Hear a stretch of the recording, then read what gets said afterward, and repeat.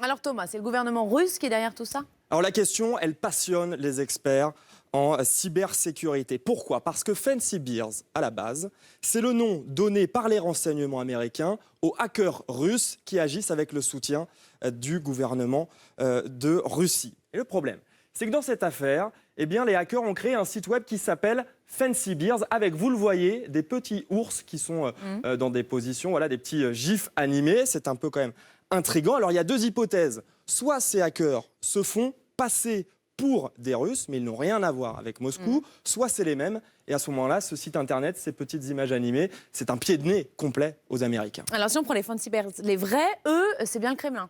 Alors Moscou va vous dire non, c'est pas nous. Les Américains vont dire si, c'est vous. En fait, toutes les agences américaines disent les Fancy Bears, ils agissent au nom de Moscou, d'autant qu'ils ont une liste de méfaits assez impressionnante. On va voir les cibles. Vous les avez vus rapidement. Il y avait le Bundestag allemand. Il y avait également la chaîne de télévision TV5 Monde à Paris, en France. Il y avait également le site de la Maison-Blanche. Mais surtout, ils sont à l'origine d'une publication de 22 000 emails de la campagne démocrate américaine. Ça avait coûté beaucoup de points dans les sondages à Hillary Clinton, cette affaire. Ce ne sont pas des cibles prises au hasard. Bon, c'est difficile d'identifier clairement les auteurs de ces cyberattaques. Prenons la guerre classique, Amandine. Un soldat avec un écusson russe, le drapeau russe, une arme russe qui parle russe. Il est russe. Il est russe, c'est l'armée russe. Dans la cyberattaque, dans la cyberguerre, c'est beaucoup plus compliqué. On peut utiliser des techniques russes de hacking, on peut utiliser du matériel russe, on peut parler russe, mais on peut être un Français en caleçon dans son appartement à Paris.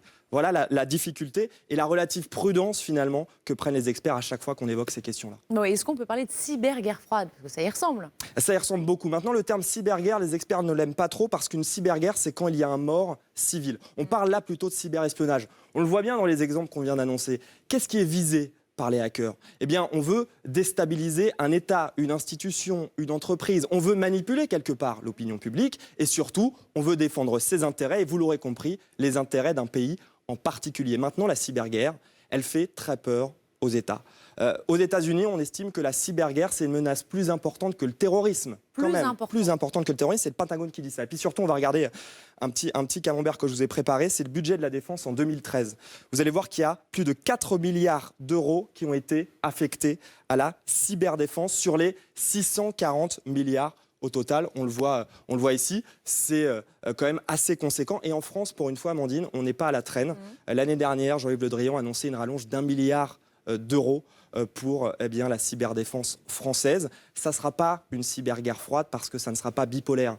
Tout le monde peut hacker efficacement. Des Français, des Chinois, des Indiens. Et ce qui fait le plus peur aux États, c'est que ça peut être également des cyberterroristes.